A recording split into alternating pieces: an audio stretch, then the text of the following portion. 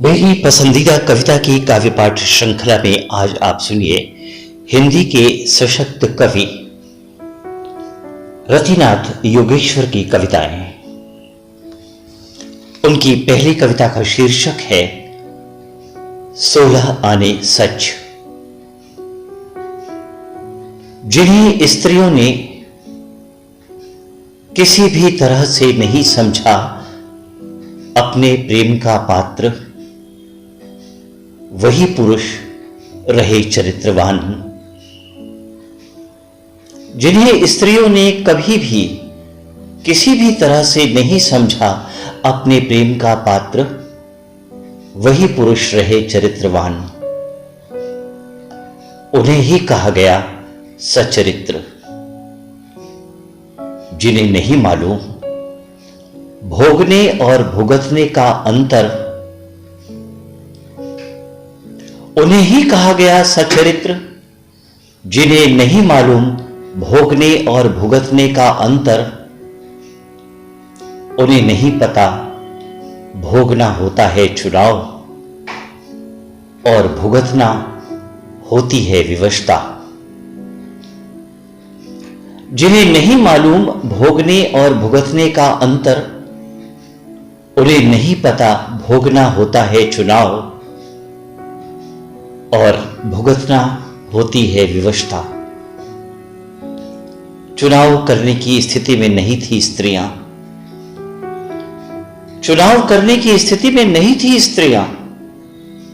वो विवश थी वैसे ही होने को जैसा सोचते थे पुरुष कि स्त्रियों को होना चाहिए ऐसा। 3 टांग की दौड़ का ऐलान है विवाह। 3 टांग की दौड़ का ऐलान है विवाह। बांध दिए जाते हैं साथ स्त्री और पुरुष, एक एक टांग से बंधे 3 टांग से दौड़ने को विवश। 3 टांग की दौड़ का ऐलान है विवाह। बांध दिए जाते हैं साथ स्त्री और पुरुष, एक एक टांग से बंधे 3 टांग से दौड़ने को विवश। पुरुष बहना चाहते हैं तेज धार में, पुरुष बहना चाहते हैं तेज धार में।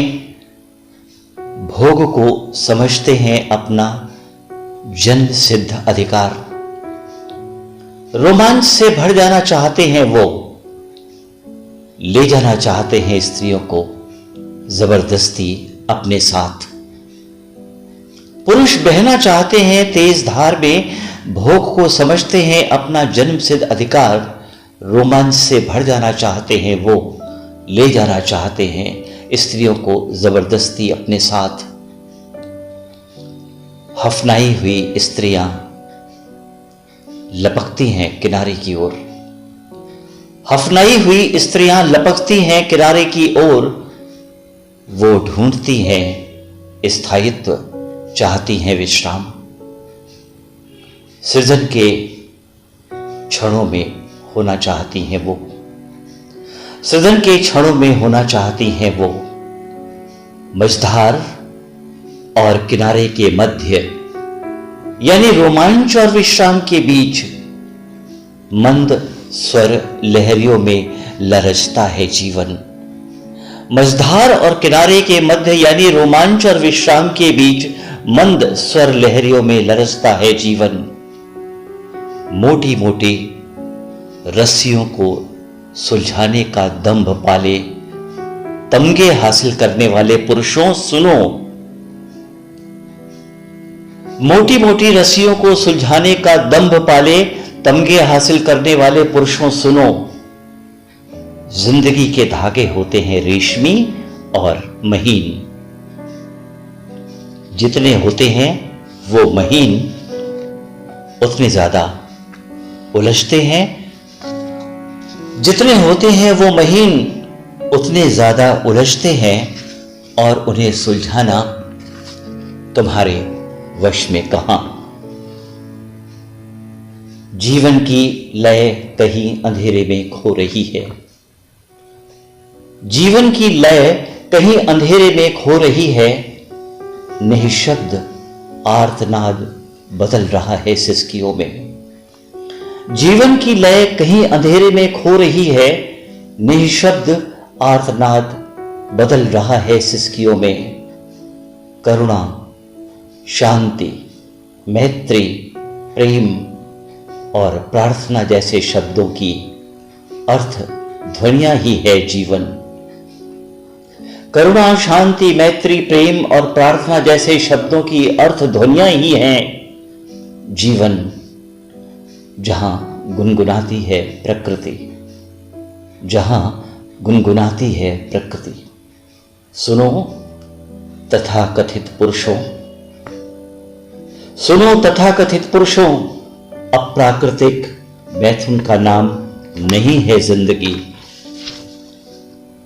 जिन्हें स्त्रियों ने किसी भी तरह से नहीं समझा अपने प्रेम का पात्र, वही पुरुष रहे चरित्रवान, उन्हें ही कहा गया सच्चरित्र। रतिनाथ योगेश्वर की अगली कविता है, शीर्षक है खाली होती जगहों का व्याकरण। चाहो तो तुम भी छोड़कर जा सकती हो, चाहो तो तुम भी छोड़कर जा सकती हो। पार्क की हरी बेंच पर तुम्हारे द्वारा छोड़ी गई जगह को देखूंगा। चाहो तो तुम भी छोड़कर जा सकती हो। पार्क की हरी बेंच पर तुम्हारे द्वारा छोड़ी गई जगह को देखूंगा। बार बार खाली होती जगहों का अपना व्याकरण होता है। चाहो तो तुम भी छोड़कर जा सकती हो। पार्क की हरी बेंच पर तुम्हारे द्वारा छोड़ी गई जगह को देखूंगा। बार बार खाली होती जगहों का अपना व्याकरण होता है। लाइब्रेरी के करीब से एक चक्कर लगाकर फूलों से लकदक क्यारियों के पास लौट आऊंगा। लाइब्रेरी के करीब से एक चक्कर लगाकर फूलों से लकदक क्यारियों के पास लौट आऊंगा। वहां जहां आसमान नीला है और बहता हुआ पानी चमकदार सफाक। लाइब्रेरी के करीब से एक चक्कर लगाकर फूलों से लकदक क्यारियों के पास लौट आऊंगा। वहां जहां आसमान नीला है और बहता हुआ पानी चमकदार सफाक। लंबी लंबी घासों के पीछे से उड़ेंगी रंग बिरंगी तितलियां। लंबी लंबी घासों के पीछे से उड़ेंगी रंग बिरंगी तितलियां। तुम्हारा छोड़कर जाना और मेरा खुद को वही छोड़ आना, कितना कंट्रास्ट रचता है। तुम्हारा छोड़कर जाना और मेरा खुद को वही छोड़ आना, कितना कंट्रास्ट रचता है। कैनवस पर क्या फर्क पड़ता है कि आप किसी नर्स से मिलने गए हैं या किसी मरीज से। लौटना तो अस्पताल से ही होता है। लौटना तो अस्पताल से ही होता है।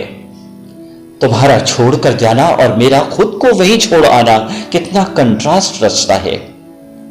कैनवस पर क्या फर्क पड़ता है कि आप किसी नर्स से मिलने गए हैं या किसी मरीज से।